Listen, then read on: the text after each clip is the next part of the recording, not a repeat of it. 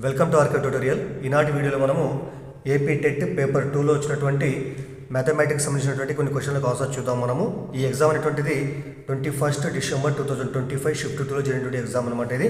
మరి ఇందులో మనం మొదటి క్వశ్చన్ గమనిస్తే మొదటి క్వశ్చన్ ఇక్కడ ఏమిచ్చిందంటే 8 సెంటీమీటర్లు 15 సెంటీమీటర్లు లంబభుజాలుగా గల లంబకోణ త్రిభుజ కర్ణము ఆధారంగా చేసుకొని త్రిప్పిన రెండు శంకులు ఒకదానిపై ఒకటి ఖచ్చితంగా అమర్చినట్లు కనబడుతుంది. అయినా శంకువుల యొక్క కలయికతో ఏర్పడినటువంటి ఆకృతి యొక్క ప్రక్కతల వైశాల్యం ఎంత అని ఇక్కడ చూడండి. క్వశ్చన్ మనం ముందుగా అర్థం చేసుకొని ఆ క్వశ్చన్ అర్థం చేసుకుని ముందు మనము దానికి సంబంధించిన పటం గీస్తే మనం ఈజీగా మనము లెక్కను చేయొచ్చు. అయితే ముందు పటం గీస్తే మనం ఈజీగా చేయొచ్చు. పటం గీయడం కొద్దిగా ఇబ్బంది కాబట్టి ఫస్ట్ లెక్క బాగా అర్థం చేసుకొని మనము దాని తర్వాత పటం గీసి ఈజీగా చేయొచ్చు.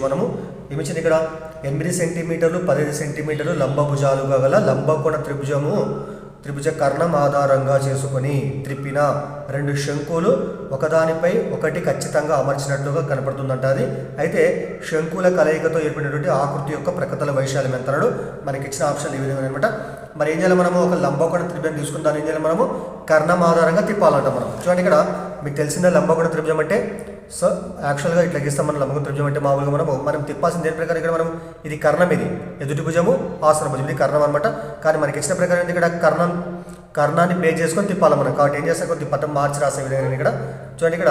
సో ఇది కర్ణం, ఈ విధంగా లంబంగా గీస్తున్న కర్ణం ఇక్కడ ఈ విధంగా కర్ణం అనమాట. తర్వాత ఇక్కడ మనము ఈ విధంగా గీస్తున్నాం ఇక్కడ, అంటే ఇది కర్ణం అనమాట ఇక్కడ. సో ఇక్కడ లంబకోణం ఉంటుంది, ఇక్కడ ఎదుటి భుజము ఆసన భుజం. వీటి భుజాలు ఎంత చెప్పండి ఇక్కడ. సో ఒక భుజం మనకి ఎంత అంటే ఇక్కడ 8 సెంటీమీటర్లు, ఇంకో భుజం ఎంత చెప్పండి 15 సెంటీమీటర్లు. కాబట్టి ఈ భుజాన్ని మనము 8 సెంటీమీటర్, ఇదేమో 15 సెంటీమీటర్ అనుకుందాం. మామూలుగా మనము మీకు పటంలో సరిగ్గా కనపడకపోవచ్చు, కానీ మన పటము మనం జస్ట్ మనము చిత్తుపడం కాబట్టి ఇక్కడ మనం ఆల్ ఇలా గీస్తాం. మనం 15, 8 అనమాట. ఇది కర్ణం ఇక్కడ మనం. మరి లంబకోణ త్రిభుజం తీసుకున్నప్పుడు మనము పైథాగరస్ సిద్ధాంత ప్రకారం వేస్తే ఇక్కడ కర్ణం యొక్క వర్గం మిగిలిన భుజాల వర్గాల మొత్తానికి సమానం. కాబట్టి అప్పుడు మనకి దీని యొక్క పొడవు మనకి ఎంత వస్తుంది, ఇది 17 వస్తుంది ఇక్కడ. చూడండి ఇక్కడ ఇది మనకి 17 వస్తుంది అనమాట. ఎందుకంటే కర్ణము స్క్వేర్ ఈజ్ ఈక్వల్ టు ఎదుటి భుజం స్క్వేర్ ప్లస్ ఆసన భుజం స్క్వేర్. కాబట్టి 15 స్క్వేర్ ప్లస్ 8 స్క్వేర్ ఎంత, 15 స్క్వేర్ 225, 8 స్క్వేర్ 64, 225 ప్లస్ 64 289, 289 వర్గమూలము 17. కాబట్టి కర్ణం ఎంత మనకు 17 వచ్చింది అనమాట. అయితే దీని ఇప్పుడు మనకు దీని ఆధారంగా చేసుకొని తిప్పినప్పుడు మనకి ఏమవుతుంది, ఇవి రౌండ్కి తిప్పితే మనకు రెండు శంకులు ఏర్పడతాయి ఇక్కడ. చూడండి ఇక్కడ మరి తిప్పినప్పుడు మనకి ఏమవుతుంది, ఇక్కడ ఒక అంటే ఈ భాగం ఇక్కడ కనిపిస్తుంది, ప్లస్ తర్వాత ఇక్కడ కనిపిస్తుంది ఈ విధంగా అనమాట. అంటే ఈ విధంగా మనకు రెండు ఆకారాలు కనిపిస్తుంది అనమాట. అప్పుడు ఏం చెప్పండి, ఇక్కడ మనకి ఈ విధంగా ఇది తీసుకుంటే మనము వీటి మధ్య దూరం తీసుకుంటే మనము ఈ విధంగా అనమాట. అంటే ఏమని చెప్పండి ఇక్కడ. సో పైన ఒక శంకు ఉంది ఇక్కడ, తర్వాత కింది ప్రాంతంలో ఒక శంకు ఉంది ఇక్కడ. అంటే ఈ రెండు శంకులు ఒకదానిపై ఒకటి ఖచ్చితంగా అమర్చేటట్లుగా ఉన్నాయండి ఇక్కడ. అయితే ఇది ఒక ప్రక్కతల వైశాల్యం ఎంత అన్నాడు ఇక్కడ. చూడండి ఇక్కడ అయితే మనము పై ప్రాంతంలో శంకు అనమాట. ఇది మనం పై ప్రాంతంలో శంకుగా తీసుకున్నాం మనము ఈ మొత్తం అనమాట. ఇది ఇక్కడ మనకి కింది ప్రాంతంలో ఉన్నటువంటి శంకు అనమాట. మరి రెండు శంకులకి ఏముంది ఇక్కడ, ఉమ్మడిగా వ్యాసం ఉంది ఇక్కడ. మరి దాంట్లో సగాన్ని ఏమంటారు ఇక్కడ, వ్యాసార్థం అని అంటారు. సో తర్వాత చూడండి ఇక్కడ ఈ విధంగా మనం పటం ఈ విధంగా గీసినాం. ఆల్రెడీ మనం యాక్చువల్గా ఇట్లా గీసినాం. మనం ఇది కర్ణంగా తీసుకున్నాం, మనము ఇక్కడ లంబకోణం తీసుకున్నాం మనము. సో దానిపైన ఇది ఎత్తుగా తీసుకుంటాం మనం మామూలుగా మరి ఇది 15, ఇది 8 అనమాట. ఇక్కడ లంబకోణం ఉంది ఇక్కడ. మరి సాధారణంగా త్రిభుజం యొక్క వైశాల్యం ఏంటి, లంబకోణ త్రిభుజం అయితే ఏం చేస్తాం మామూలుగా మనము త్రిభుజం యొక్క వైశాల్యము ½ into b into h, ½ into భూమి ఇంటూ ఎత్తు అనమాట. తర్వాత మనం త్రిభుజం ఇట్లా తీసుకుంటే మనం ఇది భూమిగా తీసుకుంటే విధంగా మనం ఎత్తుగా తీసుకుంటాం మనము. మరి మన కర్ణం ఎంత వచ్చింది ఇక్కడ 17, కాబట్టి ఇది 17 తర్వాత ఈ ఎత్తును అనుకుంటాం మామూలుగా. దీని ఎత్తును మనం ఫర్ ఎగ్జాంపుల్ R అనుకుంటాం మనం. ఈ R ఏమని చెప్పండి ఇక్కడ, ఇది ఈ పొడవు ఏదైతే ఉంటుంది మనకి ఏమవుతుంది శంకుకు వ్యాసార్థం అనమాట. అంటే ఈ వ్యాసార్థము దీనికి సమానం, ఈ మొత్తం దాని ఏమంటే 2R అనమాట ఇక్కడ. మరి ఇదే పటం చూడండి ఇక్కడ, ఈ పటం ఏమైతే ఉంటుందో ఇక్కడ గీసిన ఇక్కడ పటం ఇక్కడ. సో ఇది లంబభుజాలు, ఇది 15, 8 లంబభుజాలు ఇక్కడ. తర్వాత ఇదేమో వ్యాసార్థం ఇక్కడ గీసిన ఇక్కడ. మరి ఈ విధంగా త్రిభుజం తీసుకుంటే మనం అప్పుడేమైతే ఇక్కడ ఇది భూమి, తర్వాత ఇది ఎత్తుగా తీసుకుంటాం కాబట్టి మనము మరి ఇక్కడ మనకు ½ ఇంటూ ఇక్కడ లంబకోణ త్రిభుజం ఏమైతే ఇక్కడ ఈ లంబభుజాలు వాటి ఒకటి భూమి ఒకటి ఎత్తు అనమాట. భూమి ఇంటూ ఎత్తు ఈక్వల్ ఇట్లా తీసుకుంటే ఏమవుతుంది ½ ఇంటూ ఇది భూమి అనమాట. ఇక్కడ 17 భూమి, తర్వాత ఎత్తు ఎంత ఇక్కడ మనకు R తీసుకున్నాం మనం. అంటే ఈ యొక్క ఎత్తును మనకి ఇక్కడ R అనుకున్నాం. ఎందుకోసం అంటే ఈ 6 శంకుకు వ్యాసార్థం కాబట్టి. ఇక్కడ చూడండి ఇక్కడ 1/2 క్యాన్సల్. నెక్స్ట్ ఏమైంది ఇక్కడ R ఈక్వల్ మనకి ఏమొస్తుంది ఇక్కడ 15 ఇంటూ 8/17 అనమాట. మనం R ఎంత వచ్చింది ఇక్కడ 15 8 120, 17 భాగిస్తారు కాబట్టి /17 ఇక్కడ. సో R మనకి ఎంత వచ్చింది చెప్పండి ఇక్కడ 120/17, అంటే ఇది R అనమాట.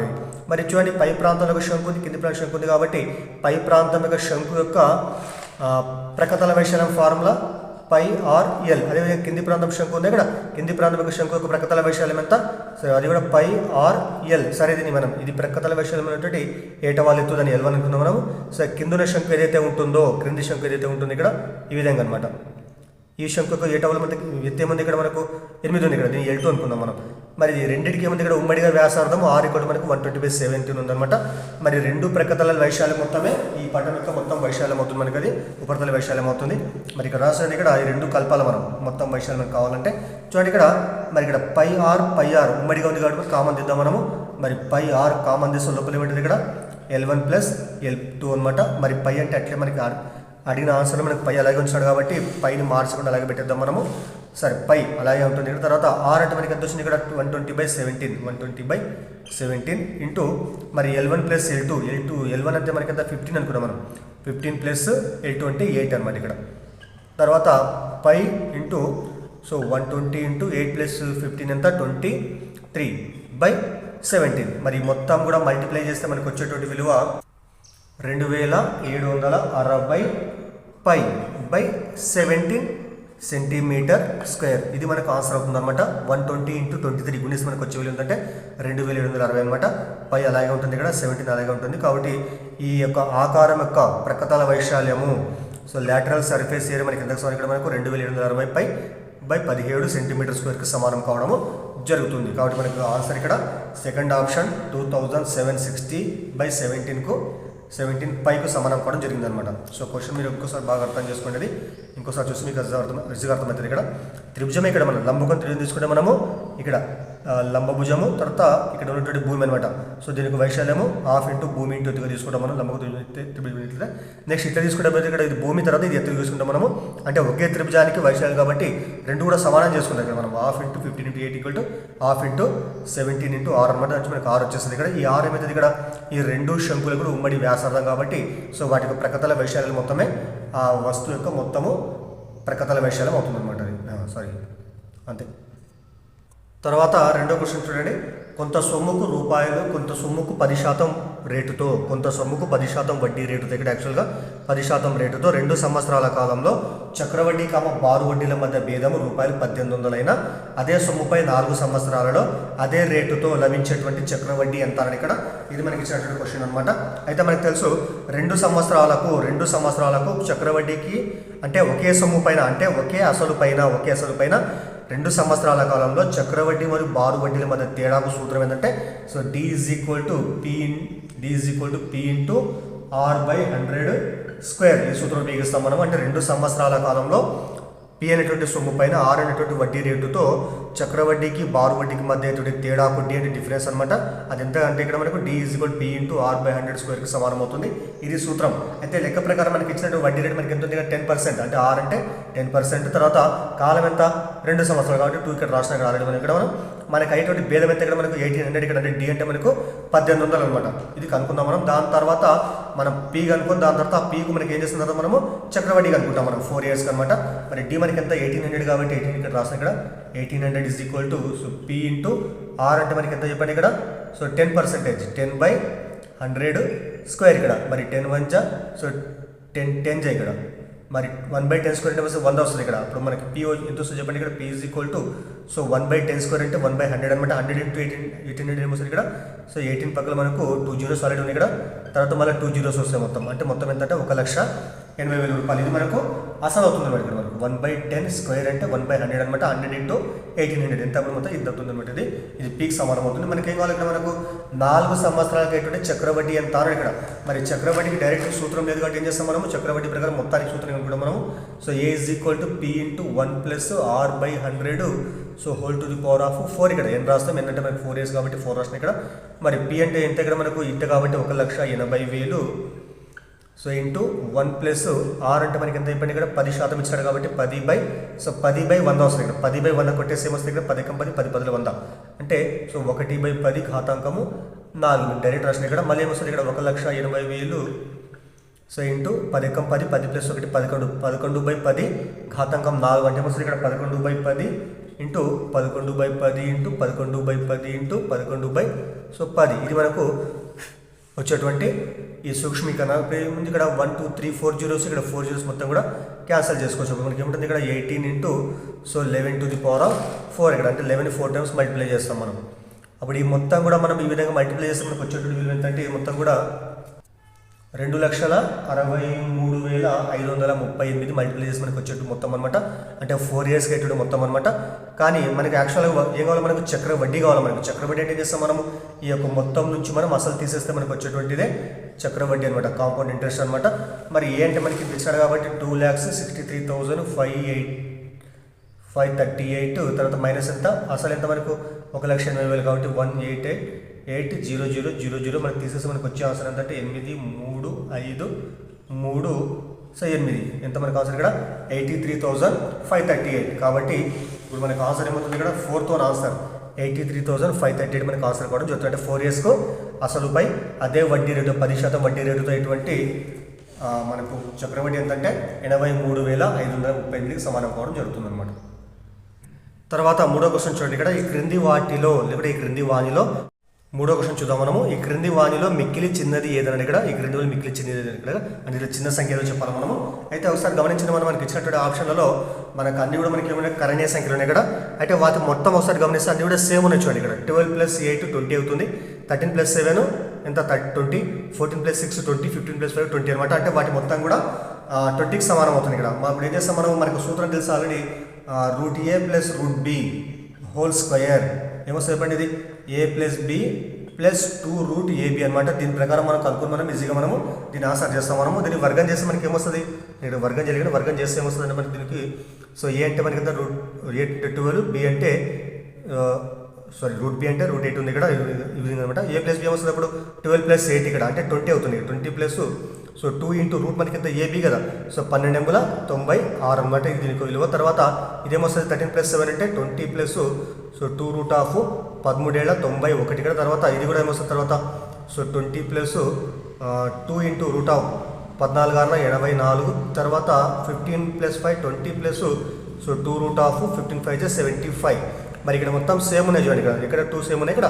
మరి దీంట్లో మనకు రూట్లో ఏదైతే చిన్న విలువ ఉంటుందో అదే చిన్న విలువ కాబట్టి మనకు ఆప్షన్ ఇక్కడ 2√75 చిన్నది కాబట్టి మనకు ఆన్సర్ ఏమంటే ఇక్కడ 4th అనమాట. మనం సింపుల్గా చేయాలంటే ఇంకోటి ఏమంటే ఇక్కడ మనము ఈ రెండు అన్నిటి మొత్తాలు సమానం ఉన్నాయి కాబట్టి సింపుల్గా చేస్తాం మనము ఈ రెండు గురించి చూసుకోగలుగుతాం. 12 8 96, 13 7 91 ఇట్లా కూడా మనం ఈజీగా చేయొచ్చు. మనం 15 75 చిన్నది కాబట్టి మనకి ఇదే ఆన్సర్ ఉంటుంది అనమాట. ఎప్పుడంటే కండిషన్ ఇక్కడ ఉంది, ఇక్కడ వీటి మొత్తాలు ఇప్పుడు కూడా సమానంగా ఉన్నప్పుడు అనమాట. తర్వాత 4th క్వశ్చన్ చూడండి. ఇక్కడ ఏమిచ్చిందంటే √2025² - 2026/24 ఇచ్చినాడు ఇక్కడ. అంటే √2025² - 2026/2024 అనమాట. ఇక్కడ దీన్ని వర్గం చేసి రెండు కూడా గుణించి తీసేసి మనకు వచ్చేది ఆన్సర్ అవుతుంది. అయితే మనం ఇది పెద్ద ప్రాసెస్ ఇక్కడ ఏం చేస్తే ఇప్పుడు మనం దీన్ని మనము సూత్రం ప్రకారం చేసి మనం ఈజీగా కనుక్కుంటాం మనము. దాని ఏం రాసి ఇక్కడ చూడండి, ఇక్కడ నేను రాసి చూడండి ఇక్కడ 2025² అలాగే వచ్చేసి ఇక్కడ. తర్వాత మైనస్ దీని ఏం చేస్తే కొద్దిగా మార్చి రాస్తే ఇక్కడ 2026 దాని ఏం చేస్తాను 2025 + 1గా రాసుకుంటా. ఈ మొత్తం దీనికే సమానం కదా. దాని తర్వాత ఇంటూ ఇదెంత 224 దాన్ని ఏం చేస్తాను నేను 2025 - 1గా రాసుకుంటా. ఇప్పుడు ఎట్లా చెప్పండి, ఇక్కడ a + b into a - b ప్రకారం ఉన్నాయి కాబట్టి √, ఇది అట్లే ఉంటుంది ఇక్కడ 2025² తర్వాత మైనస్ ఎట్లుంది ఇది a + b into a - b సూత్రము a² - b². a² అంటే ఏమొస్తుంది ఇక్కడ 2025² - b² అంటే ఏమొస్తుంది ఇక్కడ 1². మరి ఇక్కడ మొత్తానికి మైనస్ ఉంది కాబట్టి బయట ఇక్కడ ఈ మైనస్తో గుణిస్తాం మనము. 2025² మైనస్ ఇంటూ ఇది మైనస్ ఇంటూ 2025² - 2025². తర్వాత మైనస్ ఇంటూ మైనస్ ప్లస్ అయితే 1² అంటే ఏమొస్తుంది 1 వస్తుంది ఇక్కడ. నెక్స్ట్ ఇక్కడ ఇది ప్లస్ ఇది మైనస్ సేమ్ విలువలు కాబట్టి రెండు కూడా క్యాన్సిల్ చేస్తాం. అప్పుడు మనకి ఏముంటుంది ఇక్కడ √1 ఉంటుంది. √1 అంటే ఎంత 1కి సమానం కాబట్టి మనకు ఆన్సర్ ఏమవుతుంది ఇక్కడ సెకండ్ 1. సో 1 ఆన్సర్ అవుతుంది. విధంగా మనం సూత్రం ప్రకారం ఈజీగా చేయొచ్చు మనం. తర్వాత 5వ క్వశ్చన్ చూస్తే 1/4 మరియు 1/3 మధ్య ఉండని సంఖ్య అని ఇక్కడ మనకు వీటి మధ్య ఉండొద్దంటే ఇక్కడ. అయితే ఇవి ఇలా ఏం చేస్తే మామూలుగా మనం వీటిని మనం దశాంశ భిన్నాలుగా మార్చుకొని ఈజీగా చేసుకోవడం పోతాం మనం. కాబట్టి 1/4 యొక్క విలువ ఎంత ఇక్కడ మనకు 0.25కి సమానం అవుతుంది. అదేవిధంగా మరి 1/3 అంటే ఎంత 0.33 ఇక్కడ ఏం చేస్తాం మనం లవాన్ని హారంతో భాగిస్తాం మనం. సో 1/4 అంటే 1ని 4తో భాగిస్తే 0.25 వస్తుంది. మరి 1/3 అంటే 0.33 అనమాట. మరి వీటిని మారిస్తే మనం మామూలుగా 7/24 దీన్ని మనం దశాంశ భిన్నాలకు మారిస్తే ఇది 0.2916 కావడం అవుతుంది. అదేవిధంగా 8/23 ఇదంటే ఇది 0.3478. అదేవిధంగా ఇంకా అంటే ఎలా వస్తుంది అంతం కాదనమాట, అది అలాగే వస్తుంటాయి. ఇది కూడా అలాగే వస్తుంది ఇక్కడ తర్వాత నెక్స్ట్ ఏముంది ఇక్కడ 13/48. మరి దీని దశాంశ భిన్నాలకు మారుస్తే ఏమొచ్చినట్టు దీని యొక్క విలువ సో 0.2768 డాష్ ఈ విధంగా వస్తుంది అనమాట. తర్వాత 9/35. సో దీని దశాంశ భిన్నాలకు మారుస్తే ఏమొచ్చింది ఇక్కడ 0.2571 ఇక్కడ ఈ విధంగా అనమాట. మరి చూడండి ఇక్కడ మనకి ఏం కావాలి, మనకు 1/4 అంటే 0.25, 0.33 మధ్యలో ఉండని సంఖ్య కావాలి మనకు. 0.29 ఇట్లా చెప్పండి, ఇక్కడ 0.25కి 0.3 మధ్యలో ఉంటుంది కాబట్టి మనకి ఇది ఉంటుంది అనమాట. ఇది తర్వాత 0.34 ఇది 0.25, 0.3 ఇక్కడ పెద్దది ఇది అంటే దీని తర్వాత వస్తుంది ఇక్కడ కాబట్టి మనకి ఇది ఉండదు అనమాట. తర్వాత 0.27 దీని మధ్యలో ఉంటుంది, 0.257 ఇది కూడా ఉంటుంది అనమాట. కాబట్టి మనకి ఉండదు ఇక్కడ మనకు 8/23 కాబట్టి సెకండ్ ఆన్సర్ 1/4, 1/3కి మధ్యలో ఉండనటువంటి సంఖ్య అవడము జరుగుతుంది అనమాట. కానీ ఇక్కడ కొద్దిగా ఇబ్బంది ఏంటంటే ఇక్కడ మనకు సో దీన్ని దశాంశంలోకి మార్చుకోవాలన్నమాట. లవాన్ని హారంతో భాగించులో చూసుకుంటే ఈజీగా చేసుకుంటూ అవుతాం మనం. 6వ క్వశ్చన్ చూద్దాం మనము. 3,5,5, 7,7,7, 9,9,9,9లలో యాదృచ్ఛికంగా ఒక సంఖ్యను ఎన్నుకున్నది ఆ సంఖ్యల సగటు ఒకటకు సంభావ్యత ఎంత అని ఇక్కడ అయితే మనకి ఇచ్చిన దత్తాంశం ఇదనమాట. మరి ఫస్ట్ ఏం చేస్తాం మనం, ఇందులో ఏదో ఒక సంఖ్య అనుకుంటే ఆ సంఖ్య ఏం కావాలి మనకు, అది ఈ సంఖ్యల యొక్క దత్తాంశం కావాలంట, ఈ సంఖ్యల యొక్క సగటు కావాలంట మనకు. మరి దత్తాంశంలో మొత్తం రాష్ట్రం ఏమన్నా ఇక్కడ మనకు 1 2 3 4 5 6 10 ఉన్నాయి మొత్తం ఇక్కడ. మరి వాటి సగటు కోసం ఏం చేస్తాం మనము, సగటు ఫార్ములా రాష్ట్రం మొత్తం రాష్ట్ర సంఖ్య కాబట్టి వీటి మొత్తాన్ని 10తో భాగిస్తే మనకు వచ్చేటువంటి సంఖ్యలకు సగటు అనమాట. మరి భాగిద్దాం మనము. చూడండి ఇవన్నీ కలపాలి ఫస్ట్ మనం. ఇక్కడ ఏమంటే 3 ఒకటి ఉంది కాబట్టి 3 రాస్తున్నాం. తర్వాత మరి 2 5 ఇక్కడ 5 + 5 10 కాబట్టి 5 2 10 కాబట్టి 10 ప్లస్ 3 ఇక్కడ 7 7 ఇక్కడ 3 ఉన్నాయి ఇక్కడ 7 3 21, 7 + 7 + 7 21. తర్వాత 9 మొత్తం మనకు 4 ఇక్కడ 9 4 36 బై ఎంత ఇది రాశుల మొత్తం రాశుల సంఖ్య ఎంత మనకు 10 కాబట్టి 10 ఇక్కడ. తర్వాత పూర్తి మొత్తం పూర్తి ఏమొస్తుంది ఇక్కడ మనకి 70 వస్తుంది. సో 70/10 సో 11 సో 10 7 అప్పుడు మనకు వచ్చే సగటు ఎంత అయిపోయింది ఇక్కడ 7 అనమాట. మరి ఈ దత్తాంశం యొక్క సగటు మనకి ఎంత 7కు సమానమైంది. మరి ఈ సగటును ఎంచుకోవడానికి ఈ సంఖ్యలలో సంభావ్యత ఎంత అని ఇక్కడ మనకున్నటువంటి మొత్తం రాశులు ఏమైనా ఇక్కడ 10 ఉన్నాయి కాబట్టి మీకు తెలిసింది ఆల్రెడీ. మరి సంభావ్యత ఫార్ములా సంభావ్యత = అనుకూల పర్యవసానాల సంఖ్య బై మొత్తము పర్యవసానాల సంఖ్య అంటే number of favourable observations by total number of observations అనమాట. మరి మనం 7 ఎన్నుకోవాలి కాబట్టి మనకి ఇచ్చినటువంటి మొత్తం రాశి మనకి ఏమైనా ఇక్కడ 10 కాబట్టి మొత్తము పర్యవసానాలు 10 ఉంటాయి ఇక్కడ. తర్వాత ఇచ్చినటువంటి దత్తాంశం మనకి సగటు ఎంత 7 వచ్చింది కాబట్టి ఇందులో నుంచి మనం 7 ఎంపిక చేసుకోవడం మనకు అవకాశం ఉంది. ఇక్కడ మనకు 3 అవకాశాలు ఉన్నాయి కాబట్టి 1 2 3 ఇక్కడ 7 మొత్తం 3 ఉన్నాయి కాబట్టి సో మనం 7ను ఎంపిక చేసుకోవడానికి మనకు ఉన్నటువంటి అవకాశం మొత్తం 3 కాబట్టి 7కు అనుకూలమైనటువంటి పర్యవసానాలు 3 కాబట్టి సో ఇక్కడ 3 రాస్తాం మనం 3/10.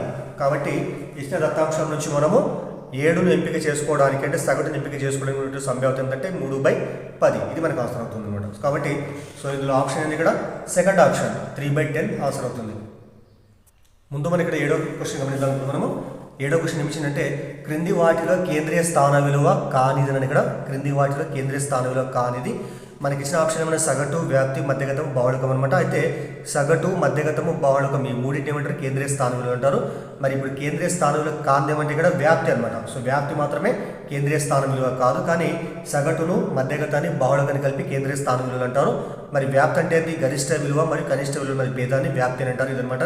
సో గుర్తుపెట్టుకోవాలి. తర్వాత మరి 8th క్వశ్చన్ చూడాలి మనం. 8th క్వశ్చన్ ఏమిచ్చిందంటే సో 1,1 2,4 8,4 10,1 బిందువులతో ఏర్పడేటువంటి చతుర్భుజం రకం ఏదంటే ఇక్కడ మనకి ఇచ్చిన ఆప్షన్ ఏమిటి ఇక్కడ గాలిపటము, చతురస్రము, దీర్ఘచతురస్రం, తర్వాత ట్రెపీజియం.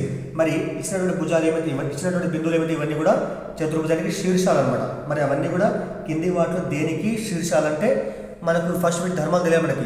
మరి గాలిపటం ధర్మాలు ఏమంటే మామూలుగా సో సింపుల్గా ఏమంటే గాలిపటంలో ఒక జత ఆసన భుజాలు సమానంగా ఉంటాయి. ఈ విధంగా మనం తీసుకుంటాం. మనం గాలిపటం అంటే మామూలుగా మనము ఈ 2 భుజాలు సమానం, తర్వాత ఈ 2 భుజాలు సమానం ఉంటాయి. అంటే 2 భుజాల పొడవులు సమానం వస్తే అంటే మిగతా 2 భుజాలు తర్వాత ఇంకో 2 భుజాలు వాటి పొడవులు సమానం వస్తే అదేమవుతుంది గాలిపటానికి శీర్షాలు అవుతాయి. మరి చతురస్రం అనేది ఇక్కడ మనకు అన్ని భుజాల పొడవులు సమానంగా రావాలి. అదేవిధంగా దీర్ఘచతురస్రం అంటే ఎదురెదురు భుజాల పొడవులు సమానంగా రావాలి.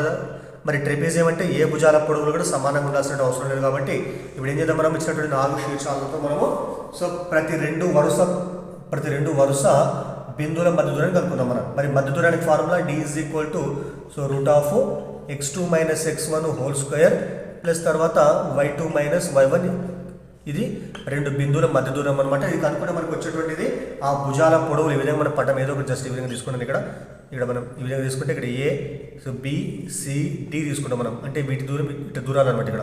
సో భుజాల మధ్య దూరం అనమాట. మరి ఫస్ట్ మనం 1, 1, 2, 4 తీసుకున్నాం మనము, వీటి దూరం కనుక్కుందాం మనము. మరి డి ఈజ్ ఈక్వల్ టు ఇందులో మనము x1 y1 x2 y2 అనుకుంటాం మనం. x2 అంటే మనకి ఎంత ఉంది ఇక్కడ 2 ఉంది. సో 2 - 1 ఏమవుతుందో చెప్పండి, ఇక్కడ డైరెక్ట్ రాసుకోవచ్చు ఇక్కడ. సో 2 - 1 అంటే 1, సో 1 స్క్వేర్ ప్లస్ తర్వాత 4 - 1 స్క్వేర్, ఇది కూడా అప్పుడు ఏమొస్తుంది ఇక్కడ 1 స్క్వేర్ ప్లస్ 1 స్క్వేర్ అంటే 1 + 1 కాబట్టి మొత్తం ఎంత మనకు √2 అవుతుంది ఇక్కడ ఇది. సో ఇది మనకు ఆన్సరు, సారీ కొంచెం తప్పు చేసిన ఇక్కడ. 4 - 1 అంటే 3 వస్తుంది ఇక్కడ, 3 స్క్వేర్ ఇక్కడ. మరి 3 స్క్వేర్ అంటే ఎంత 9 వస్తుంది ఇక్కడ. మరి 1 + 9 ఎంత 10, ఇది √10 అనమాట ఇక్కడ. అంటే రెండు బిందువుల మధ్య దూరము √10 వచ్చింది. తర్వాత మిగతా బిందువులు కనుక్కుంటాం మనం √, ఇక్కడ కూడా మనకి ఈ రెండు తీసుకున్నప్పుడు మనము x1 y1 x2 y2 అంటే 8 - 2 ఎంత 6 స్క్వేర్ అంటే ఎంత 36 వస్తుంది. తర్వాత 4 - 4 0 స్క్వేర్ అంటే 0 వస్తుంది ఇక్కడ. √36 + 0 √36 కాబట్టి √36 విలువ ఎంత 6 అవుతుంది. సో ఇది సెకండ్ అనమాట ఇది. తర్వాత ఏమంది ఇక్కడ 8, 4 10, 1 అంటే x1 y1 x2 y2 తీసుకున్నాం మనము. మరి 10 - 8 ఇక్కడ రాసుకోండి ఇక్కడ d is equal to, so √10 - 8 అంటే 2 స్క్వేర్ అంటే 4 వస్తుంది. తర్వాత 1 - 4 - 3 స్క్వేర్ అంటే ఇక్కడ 9 వస్తుంది. అప్పుడు ఎంత మొత్తం ఇది √13కు సమానం అవుతుంది. తర్వాత ఏంది ఇక్కడ మనకు ఇది ఈ చివరి బిందువులు అనమాట. సో x1 y1 తర్వాత x2 y2 అనుకుంటే 10 - 1 ఎంత 9 వస్తుంది. 9 స్క్వేర్ అంటే ఎంత, సో 81 ప్లస్ తర్వాత 1 - 1 ఎంత 0. మరి √81 ఎంత ఇది 9కి సమానం అవుతుంది. చూడండి ఇక్కడ. సో మొదటి రెండు బిందువుల మధ్య దూరము √10 వచ్చింది, తర్వాత 6 వచ్చింది, తర్వాత √13, తర్వాత 9. ఇక్కడ ఏవి కూడా భుజాల మధ్య దూరాలు సమానంగా లేవు కాబట్టి అప్పుడు ఏమైతే చెప్పండి, ఇచ్చినటువంటి బిందువులు కేవలము ట్రెపీజియానికి మాత్రమే, అంటే సమలంబ చతుర్భుజానికి మాత్రమే భుజాలు అవుతాయి. కనీసము రెండు భుజాల పొడవులు సమానం ఉంటేప్పుడు ఏమైనటువంటి అవన్నీ కూడా సరే, రెండు సమానం ఉంటే మామూలుగా అవి గాలిపటానికి కానీ దీర్ఘచతురస్రం కానీ భుజాలు అయ్యేటువంటివి అవి, అంటే శీర్షాలు అయ్యేటువంటివి. 4 సమానం ఉంటే చతురస్రానికి అవి శీర్షాలు అయ్యేటువంటివి. కానీ ఇక్కడ మనకి ఏవి సమానం కాలేదు కాబట్టి ట్రెపీజియంకి మాత్రమే అవి శీర్షాలు అవుతాయి అన్నమాట అవి. ఇప్పుడు 9th క్వశ్చన్ చూడండి ఇక్కడ. Capital A of x, y, capital B of 3, 2ల మధ్య దూరము √2 మరియు 2x + y is equal to 7 అయినా x, y బిందువు ఎంత అంటే ఇక్కడ ఇది చాలా సింపుల్. చూడండి ఇక్కడ ఏం చేస్తాం మనకి ఇచ్చినటువంటి రేఖీయ సమీకరణం ఇది కాబట్టి దీనిలో మనము ఈ బిందువులు ప్రతిక్షేపిస్తే అదే మనకు ఆన్సర్ అవుతుంది అనమాట. ఈ రెండు సమానం అయితే అప్పుడు మనకు అదే ఆన్సర్ అవుతుంది ఇక్కడ. ఫస్ట్ ఏం చేద్దాం, మనం ఇచ్చినటువంటి రేఖీయ సమీకరణము. So 2x + y is equal to 7 మనం మొదటి బిందువు ప్రతిక్షేపిద్దాం మనము. మరి 2 × x అంటే 2 ఇక్కడ రాదాం ఇక్కడ మనం, ప్లస్ తర్వాత y అంటే ఎంత 3 ఈజ్ ఈక్వల్ మనకి ఎంత కావాలి మొత్తం సూక్ష్మీకరించి 7 రావాలి ఇక్కడ మనకు. సో 2 × 2 = 4, 4 + 3 ఎంత 7 = 7 కాబట్టి ఈ బిందువు మనకు xyకి సమానం అవుతుంది. తర్వాత మనకి ఇచ్చిన ఆప్షన్ ఏముంది ఇక్కడ థర్డ్ వన్లో 1 to 2 అన్నాడు కాబట్టి 2 కోసం చెక్ చేద్దాం మనము. తర్వాత ఇక్కడ మరి x 16/5 రాస్తే సో 2 × 16/5 ప్లస్ తర్వాత y అంటే ఎంత 3/5 = 7 కావాలా. మరి 16 రెట్లు ఎంత 32/5 ప్లస్ తర్వాత ఎంత ఇక్కడ 3/5 = 7 కావాలా. మరి 3 ఇక్కడ మనకు హారాలు 7 / 5 ఒకటే రాస్తాము. తర్వాత 32 + 3 ఎంత 35 కట్టేస్తే ఇక్కడ మనకి 5 ఎక్కం 5 7 ఈ మొత్తం 7 అయింది ఇక్కడ. సో ఈ మొత్తం 7 = 7 సమానమైంది కాబట్టి ఇది కూడా మనకు ఆన్సర్ అవుతుంది అనమాట. కాబట్టి మనకు ఆన్సర్ ఏమవుతుంది, సో 1 మరియు 2 కాబట్టి థర్డ్ మనకు ఆన్సర్ అవుతుంది. మీరు ఒకసారి 4th ఒకసారి ట్రై చేయండి, అది దీనికి సమానం కాదనమాట. అంటే LHS విలువ RHS సమానం కాదు కాబట్టి మనకి ఇది ఆన్సర్ కాదు. మనకి మొత్తం మీద ఇప్పుడు ఆన్సర్ ఏమంటే సో 1, 2 కాదు ఇక్కడ. సో థర్డ్ వన్ ఇక్కడ అంటే 1 మరియు 2 కలిపి థర్డ్ వన్ మనకు ఆన్సర్ అవ్వడం జరుగుతుంది అనమాట. తర్వాత 10వ క్వశ్చన్ చూడండి ఇక్కడ. So 2 sin α / 1 + cos α + sin α = y అయితే 1 - cos α + sin α / 1 + sin α విలువ ఎంత అని ఇక్కడ మనకి ఇచ్చిన ఆప్షన్ ఈ విధంగా ఇచ్చినాను ఇక్కడ. అయితే ఇక్కడ చూడండి దీన్ని ఇప్పుడు ఏం చేస్తాను అంటే దీన్ని ఇప్పుడు నేను ఇది మనకు కావాల్సిన విలువ కాబట్టి ఇక్కడ రాస్తాను ఇక్కడ 1 - cos α, సరే కొద్దిగా మార్చి రాస్తాను సరే రాదు ఫస్ట్ మనం 1 - cos α + sin α / 1 + sin α దీనిలో వాళ్ళు మనకు నెక్స్ట్ ఏం చేద్దామంటే దీన్ని మనము ఇక్కడ మనకి ఇచ్చినటువంటి ఫస్ట్ ఏదైతే ఉంటుంది ఇక్కడ మనకి హారం ఎంత ఉంది ఇక్కడ 1 + cos α + sin α ఉన్నది. సో దీన్ని గురించి భాగిస్తాను చూడండి ఇక్కడ ఇక్కడ మరి రాదాం ఇక్కడ మనము 1 సరే కొద్దిగా మార్చా ఫస్ట్ ఇక్కడ 1 + sin α ఫస్ట్ రాస్తాయి ఇక్కడ 1 + sin α ఈ cos α మైనస్ పక్కన రాస్తాయి ఇక్కడ మనకి ఎట్లా రాసినా సేమ్ కాబట్టి మనకు 1 + sin α - cos α రాసిన బై దీని ఏం చేస్తా సరే ఇది ఎట్లా రాస్తాయి ఇక్కడ 1 + sin α. ఇప్పుడు దీంతో గురించి భావించాలి మనము 1 + cos α + sin α గురించి భావించాలి కాబట్టి సో దీన్ని కూడా కొద్దిగా మారుస్తాయి ఇక్కడ ఫస్ట్ sin α తర్వాత cos α రాసుకుంటా అంటే 1 + sin α + cos α / 1 + sin α plus cos alpha. దీంతో గుణించి భాగిస్తే మళ్ళీ వీటి విలువ మార్కు కొట్టేస్తే మళ్ళీ అదే వస్తుంది ఇక్కడ, ఇది వస్తుంది ఇక్కడ మనకు. కాబట్టి ఇది రాసిన ఇప్పుడు ఒకసారి చూడండి ఇక్కడ ఏంటంటే ఇది ఈ మొత్తం 1 ప్లస్ సైన్ ఆల్ఫా, తర్వాత ఇక్కడ కూడా 1 ప్లస్ సైన్ ఆల్ఫా, తర్వాత minus cos alpha plus cos alpha. ఇక్కడ మాత్రం అట్లా ఉంటుంది. ఇక్కడ హారాలు ఫస్ట్ పుట్టిద్దాం మనం. ఏముంది ఇక్కడ 1 ప్లస్ సైన్ ఆల్ఫా, ఫస్ట్ ఇది రాద్దాం మనం. 1 plus sine alpha plus cos alpha. మరి పైన ఏముంది ఇక్కడ, ఇదేమో ఏ, ఇది బి, ఏ మైనస్ బి, ఇదేమో ఏ ప్లస్ బి. అంటే దేనిలాగా ఉంది, ఇది ఏ మైనస్ బి ఇంటూ ఏ ప్లస్ బి ప్రకారం ఉంది. మనకు సూత్రం ఏంది, ఏ స్క్వేర్ మైనస్ బి స్క్వేర్. కాబట్టి ఏ స్క్వేర్ అంటే ఏమొస్తుంది ఇక్కడ 1 ప్లస్ సైన్ ఆల్ఫా స్క్వేర్ ఏ స్క్వేర్ మైనస్ బి స్క్వేర్ అంటే ఏమొస్తుంది ఇక్కడ కాస్ ఆల్ఫా, కాబట్టి కాస్ స్క్వేర్ ఆల్ఫా అనమాట. తర్వాత దీన్ని మనం ఏ ప్లస్ బి హోల్ స్క్వేర్ ప్రకారం విడగొడితే ఏమొస్తుంది ఇక్కడ 1 ప్లస్ బి స్క్వేర్ అంటే ఎంత sine square alpha minus plus 2ab కాబట్టి 2 into 1 into sine alpha, 2 into 1 2 కాబట్టి 2 into sine alpha 2 sine alpha. ఇది మనకు A plus B whole square ప్రకారం రాష్ట్రం వచ్చేటట్టు విలువ. తర్వాత ఏముంది ఇక్కడ minus cos square alpha by కింద మాత్రం అట్లా ఉంటుంది ఇక్కడ 1 ప్లస్ సైన్ ఆల్ఫా, నెక్స్ట్ తర్వాత 1 plus sine alpha plus cos alpha అనమాట. అది తర్వాత ఇక్కడ 1 ప్లస్ ఇది 1 plus sine square alpha plus 2 sine alpha. దీని సెకండ్ మైనస్ దీని కాస్ స్క్వేర్ ఆల్ఫా అని మనం 1 మైనస్ సైన్ స్క్వేర్ ఆల్ఫా రాస్తాం. అంటే minus of cos square alpha అంటే 1 మైనస్ సైన్ స్క్వేర్ ఆల్ఫా అనమాట. మరి మైనస్తో కొన్ని సేమ్ వస్తుంది ఇక్కడ minus into 1 minus 1 minus into minus plus కాబట్టి plus sine square alpha by హారం అట్లా ఉంటుంది ఇక్కడ 1 plus sine alpha into 1 plus sine alpha into sine alpha plus cos alpha అనమాట ఎట్లా ఉంటుంది ఇక్కడ. తర్వాత చూడండి ఇక్కడ ఈ ప్లస్ 1 మైనస్ 2 కూడా కొట్టుకుపోతే ఇక్కడ నెక్స్ట్ ఏంటి ఇక్కడ sign square alpha plus sine square alpha మొత్తం ఎంత 2 sign square alpha, 2 sign square alpha plus ఏమంటే తర్వాత 2 సైన్ ఆల్ఫా ఉంటుంది. నెక్స్ట్ ఏం చేస్తాను ఇక్కడ 2 కాబట్టి 2 కామన్ తీస్తా, ఒక సైన్ ఆల్ఫా కామన్ తీస్తా ఇక్కడ నుంచి నేను ఇక్కడ. అప్పుడు లోపల ఏముంటుంది ఇక్కడ ఇప్పుడు బయటకు వచ్చింది కాబట్టి సైన్ ఆల్ఫా ప్లస్ 1 ఉంటుంది ఇక్కడ. ఎందుకంటే sign square alpha plus sine square alpha అంటే 2 సైన్ స్క్వేర్ ఆల్ఫా అనమాట.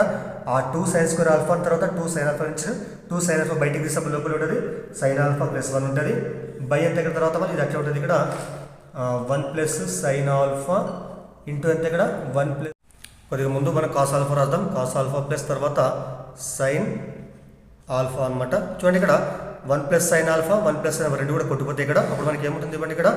So 2 sine alpha by 1 plus cos alpha plus sine alpha. దేనిలాగా చెప్పండి మనకి ఇది. సో మొదటగా మనకు ప్రాబ్లంలో ఇచ్చినటువంటి సో ఫస్ట్ మనకి y ఎంత ఇక్కడ మనకి దీనికి సమానం కాబట్టి సో ఇది కూడా మనకి అంటే మనకి మిగిలింది ఇదే ఇక్కడ అంటే దీన్ని సూక్ష్మీకరిస్తే ఇది వచ్చింది మనకి. కాబట్టి ఈ మొత్తం కూడా మనకి ఎంత సమానం ఇక్కడ మనకి మొత్తం కూడా మనకు yకి సమానం అవుతుంది. కాబట్టి మనకు ఆన్సర్ సో థర్డ్ వన్ ఇది మనకు ఆన్సర్ అవుతుంది. సో లెక్క చాలా పెద్దగా అనిపించింది ఇక్కడ మనకి ఇది. సో కొద్దిగా ఫాస్ట్ కూడా చేయొచ్చు మనము, కొద్దిగా ఎక్కువ ప్రాక్టీస్ చేసి ఈజీగా మనం ఫాస్ట్గా చేసుకుంటూ పోతే ఈజీగా చేయొచ్చు మనం. తర్వాత 11వ క్వశ్చన్ చూడండి. ఇక్కడ ఏమి ఇచ్చిందంటే త్రిభుజం ఏబీసీలో AB is equal to AC is equal 15 సెంటీమీటర్లు మరియు బీసీ ఈజ్ ఈక్వల్ 18 సెంటీమీటర్లు అయితే కాస్ యాంగిల్ ఏబీసీ విలువ ఎంత అని ఇక్కడ మనకి ఇచ్చిన ఆప్షన్ ఈ విధంగా ఇక్కడ అంటే మొత్తం మీద మనకి ఇచ్చిన త్రిభుజం ఏంటి ఇక్కడ మనకు ఒక సమద్విబాహు త్రిభుజం అనమాట. ఇక్కడ మనం ఏ తీసుకున్నాము ఇక్కడ బి ఇక్కడ సి తీసుకుంటే ఏబీ ఈజ్ ఈక్వల్ ఏసీ రెండు కూడా సమానం అనేది ఇక్కడ. మరి సమానం అంటే ఎంత ఇక్కడ 15 సెంటీమీటర్లు ఇక్కడ 15 తర్వాత 15 తర్వాత ఈ బీసీ ఈ భూమి ఎంత ఇక్కడ మనకు 18 సెంటీమీటర్లు అనమాట. ఇప్పుడు గుర్తుపెట్టుకొని మనము ఇక్కడ వీటి నియమాలు ఏమంటే సమద్విబాహు త్రిభుజం ఇస్తే ఏం చేస్తాం మనము ఈ యొక్క ఎదుటి శీర్షం నుంచి మనము ఎదుటి భుజానికి మనకు లంబాన్ని గీస్తే మనము లంబాన్ని గీసినట్లయితే అదేం చేస్తుంది చెప్పండి ఇక్కడ ఎదుటి భుజాన్ని 2 సమాన భాగాలు విధిస్తుంది అనమాట. అప్పుడు ఇక్కడ కోణం ఎంత మనకు 9 డిగ్రీల కోణం. సో ఈ మొత్తం ఎంత బీసీ 18 కాబట్టి ఇక్కడ నుంచి మనకి డి అనుకుంటే మనము సో బీడీ మొత్తం ఎంత మనకు 9 సెంటీమీటర్లు అనమాట. అయితే మనకేం కావాలి మనకు కాస్ ఏబిసి కావాలి ఏబిసి అంటే ఇక్కడి కోణం కావాలి మీకు కోణం యొక్క విలువ ఎంత అని ఇక్కడ. అయితే అందుకోసం ఏం చేస్తాం మనము త్రిభుజం ఏడిబి తీసుకుంటాం మనము. ఆ త్రిభుజంలో కాస్ యాంగిల్ ఏబిసి ఈ కోణం విలువ అంటే బి వద్ద కోణం ఇట్లా పేరు ఇట్లా పెట్టేస్తాం మనం యాంగిల్ బిబిసి అంటే ఈ కోణం అనమాట. మరి దీనికంటే మనకు వచ్చేటు భుజాలు ఏమొస్తాయి ఇక్కడ ఆసన భుజం బై కర్ణం. ఆసన భుజం ఎంత ఉంది ఇక్కడ 9 ఉంది కాబట్టి సో 9/15 ఇక్కడ ఇప్పుడు క్యాన్సిల్ చేస్తే ఏమొస్తుంది 3 3 9 3 15 మనకి వచ్చే ఆన్సర్ ఏంటంటే 3/5. సో 4th ఆన్సర్ మనకు ఆన్సర్ అవుతుంది అనమాట. తర్వాత 12th క్వశ్చన్ చూడండి. ఇక్కడ x³ - 3x² + x + 1 అనే బహుపది శూన్యాలు a - b, a మరియు a + b అయితే a + b విలువ ఎంత అని ఇక్కడ అయితే మనకి ఇచ్చిన బహుపది ఏంటి? ఇక్కడ మనకి ఘన బహుపది అనమాట. మరి ఘన బహుపది యొక్క సాధారణ రూపం ఏముంటుంది? ax³ + bx² + cx + d అనమాట. ఈ రూపం ఉంటుంది. ఇక్కడ మీరు కంపేర్ చేసుకుంటే మనకు a అంటే ఎంత ఉంది? ఇక్కడ 1 ఉంది. సో b అంటే -3, c అంటే 1, d అంటే కూడా +1 అనమాట.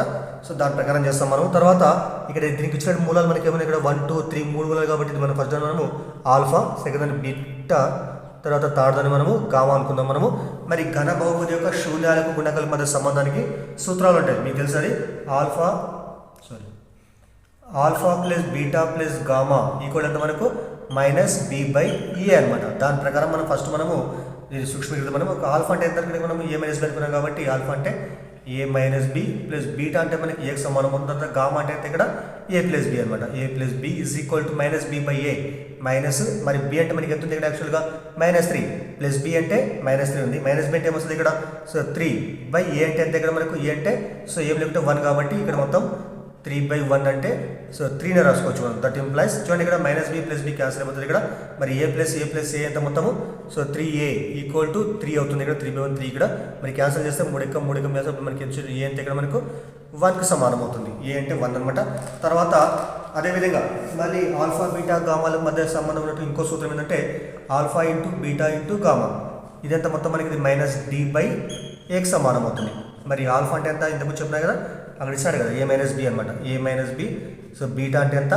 a, తర్వాత గామా అంటే ఎంత? a + b ఇటు మొత్తం సో -d అంటే యాక్చువల్ మనకి ఎంత? ఇక్కడ 1కి సమానం అవుతుంది. సో d అంటే +1 కానీ ఇక్కడ ఇందులో -d కావాలి కాబట్టి -1 అవుతుంది ఇక్కడ బై a అంటే 1 -1/1కే సమానం అవుతుంది కాబట్టి రాయలేదు ఇక్కడ. మరి a అంటే ఎంత యాక్చువల్ మనకు? సరే ఇక్కడ మనకు a అంటే 1 కాబట్టి ఇక్కడ కూడా a అంటే 1 కాబట్టి 1 - b ఇంటూ సో ఇది 1 తర్వాత 1 + b = ఎంత? -1 అనమాట. మరి 1 వదిలిపెట్టేసాం 1తో గుణి చదివేస్తుంది ఇక్కడ. దేనిలాగా మళ్ళీ ఇది a - b into a + b లాగా ఉంది. మరి సూత్రం a² - b² కాబట్టి సో 1² - b² = ఎంత? -1. మరి -b² అవతల పోతే +b² అవుతుంది. ఈ 1² అంటే 1 ఉంటుంది ఇక్కడ. ఈ మైనస్ అవతలకి వస్తే +1 = ఎంత? -b² అవతల పోతే +b² ఇక్కడ. మరి b² ఎంత? 2 అవుతుంది. ఇప్పుడు b ఏమొస్తుంది ఇక్కడ? ±√2 అనమాట. అయితే మనకు అడిగింది ఏంటి ఇక్కడ? a + b ఎంత అన్నాడు. మరి a + b అంటే a అంటే మనకి ఎంత? 1 వచ్చింది కాబట్టి 1, b అంటే ఎంత ఇక్కడ? ±√2 కాబట్టి ±√2. సో మనకు ఆన్సర్ అంతా a + b = మనకు 1 ±√2 కాబట్టి మనకు 4th ఆప్షన్ ఆన్సర్ అవుతుంది అనమాట. తర్వాత 13వ క్వశ్చన్ చూడండి. క్రింది వాటిలో గరిష్ట విలువ ఏదంటే ఇక్కడ మరి ఫస్ట్ ఏముంది? ఇక్కడ మనకు 7² ఉంది. ఇక్కడ మనకి ఇచ్చిన ఆప్షన్లో ఏది పెద్ద విలువ అనమాట ఇక్కడ. మరి 7² అంటే ఎంత? 49 అంటే మొదటి దాన్ని 49 అనమాట. మరి సెకండ్ ఏమో 49 కాబట్టి దాన్ని స్క్వేర్గా రాస్తే ఏమొస్తుంది? 7² రాసుకోవచ్చు మనం. పైన ఘాతం ఎంత? 3/2 కాబట్టి ఇక్కడ చూడండి ఇక్కడ ఈ రెండు కూడా క్యాన్సిల్ అయిపోతాయి. అప్పుడు మనకి వస్తుంది 7³ వస్తుంది ఇక్కడ. 7³ అంటే ఎంత? 7 × 7 × 7 కాబట్టి అది ఎంత అంటే 343కి సమానం అవుతుంది. మరి సెకండ్ విలువ మనకు 343 అనమాట. అదేవిధంగా నెక్స్ట్ ఏమైంది? 1/343 -1/3 ఇక్కడ ఎప్పుడైనా కానీ మనకు ఘాతాంకము మైనస్ ఉంటే అది ప్లస్ కావాలంటే చేస్తాం మనము ఈ ఇచ్చినటువంటి విలువను మనము తిప్పి రాసుకుంటాం మనం. అంటే లవహారాలు పరస్పరం చేంజ్ చేస్తాం మనం. 1/343 మనం తిప్పి రాస్తే ఏమొస్తుంది? 343/1 రాసుకోవచ్చు. అప్పుడు ఏమైతే ఘాతాంకం ప్లస్గా మారుతుంది. అంటే ఏమైతే ఇక్కడ 1/3 అనమాట. మరి 343ని మనము ఏం రాసుకోవచ్చు? మనం 7³ రాసుకోవచ్చు మనం. ఇక్కడ 1 వదిలిపెట్టే సెకండ్ ఈ 343 7³ అనమాట. పైన ముందు ఘాతం 1/3 కాబట్టి 1/3 ఇక్కడ. మరి 3 క్యాన్సిల్ అయిపోతే మనకి ఏమొస్తుంది? 7/1 అంటే 7కి సమానం. అంటే ఈ మొత్తం మనకు 7కి సమానమైంది. తర్వాత ఇక్కడ ఏమైంది? ఇక్కడ 2401 2401 ఇక్కడ దీన్ని మనము 7⁴ రాసుకోవచ్చు. పైన ఇక్కడ మనకు -1/4 ఇక్కడ 4 క్యాన్సిల్ అయిపోతుంది ఇక్కడ. తర్వాత 7⁻−1 దీని ఏమైనా సమానము ఇంతకుముందు చెప్పిన ప్రకారం తిప్పి రాస్తే వస్తుంది ఇక్కడ 1/7 వస్తుంది కాబట్టి సో 1/7 అంటే 1/7 ఇక్కడ. అంటే దీని విలువ 1/7. మరి ఇచ్చినటువంటి 49 343 7 1/7 పెద్దది ఎందుకు మనకు 343 కాబట్టి సెకండ్ ఆప్షన్ మనకు పెద్ద విలువ కావడం జరుగుతుంది అనమాట. దయచేసి మీకు వీడియో ఉపయోగపడితే లైక్ చేయండి. అదేవిధంగా ఛానల్ని సబ్స్క్రైబ్ చేయండి. మీ ఫ్రెండ్స్కి కూడా వీడియోని షేర్ చేయండి. ఇప్పుడు మనం 14వ క్వశ్చన్ చూద్దాం. మనము 3x² 3x² - 2kx + m = 0 అనేటువంటి వర్గ సమీకరణం యొక్క మూలాలు 2 మరియు 3 అయితే k + m యొక్క విలువ ఎంత అని ఇక్కడ. మరి మనకి ఇచ్చిన వర్గ సమీకరణం దాని దేంతో పోలుస్తాం మనము? వర్గ సమీకరణం యొక్క సాధారణ రూపము ax² plus bx plus c is equal 0 అనమాట. మరి ఇక్కడ కంపేర్ చేసుకుంటే ఏ అంటే మనకి ఎంత ఉంది ఇక్కడ 3 ఉంది ఇక్కడ. సో b అంటే ఎంత ఉంది ఇక్కడ -2k ఉంది ఇక్కడ. x పక్కన పెట్టేసి మనము సో b అంటే -2k, c అంటే ఇక్కడ m ఉంది అనమాట ఇక్కడ. అయితే వాటి మూలాలు ఏంది ఇక్కడ సో 2, 3 అనమాట. ఒకదాన్ని మనం ఆల్ఫా ఒకదాన్ని బీటా అనుకున్నాం మనము.